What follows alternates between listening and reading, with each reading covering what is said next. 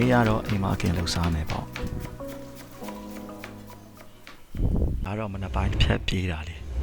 ဒီနေ့ကမနက်စာကြာစံကျော်လှုပ်စားဖြစ်တယ်ဘုရားဆုံးတော်အတွက်ပြင်ဆင်တယ်မြုပ်တီတန်မြားတီကော်ဖီနဲ့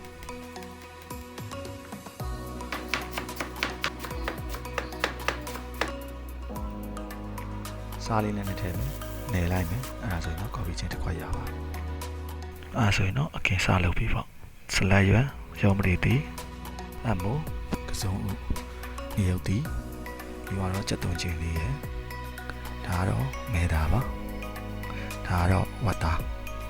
ဒါလည်းဝတ်သားပဲပြီးတော့ဆလတ်ရွက်တွေကိုကျွန်တော်ခြွေမယ်စားလေးနည်းနည်းထည့်မယ်ရေနဲ့တေးသေးချာချာစိမ်ထားလိုက်မယ်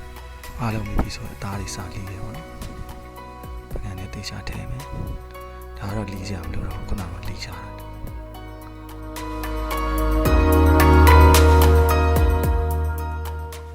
ဒါလေးတွေလီးပြီးပြီဆိုရင်တော့ဒါကတော့ ready ဖြစ်နေပြီခုနကတော့စိမ်ထားတယ်အရွက်တွေကိုရေတေးချာဆေးမယ်ရေစင်အောင်ခါမယ်ဘန်းနလာလေးထည့်ထားမယ်ကစုံဦးလေးခွာမယ်ကစုံဦးတေးသေးချာလီးလိုက်တယ်ပေါ့နော်ကျက်သွန်ဖြူကိုအခွန်ခွာမယ်တဝက်ကိုဖယ်ထားလိုက်မယ်အကင်အတွက်လီးမယ်အမို့ကစုံငရုတ်သီးနဲ့ပလေတီနဲ့တေချာပြင်ထားပြီးလိုက်တယ်မင်းငရုတ်ကောင်းလေးနဲ့ဒါနဲ့ရေးထည့်မယ်ငရုတ်ကောင်းထည့်မယ်ခရူစီစားညာရီစီလေးထည့်ပြီးတော့တေချာချာနေထားလိုက်တခြားစားငရုတ်ကောင်းမို့ပဲငံညာရီမဆလာဒါနဲ့ရေးချက်သားမို့ဂုတ်သားမဆလာရပါပြီဒါနဲ့ရေး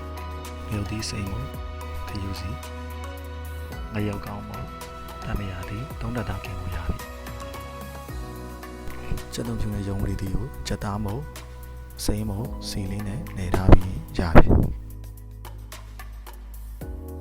အချင်းအတွက်ကိုမကြီးတိနေရချက်သွန်ဖြူရဲ့ငရုတ်သီးစိမ့်ရဲ့ပြားရည်ရဲ့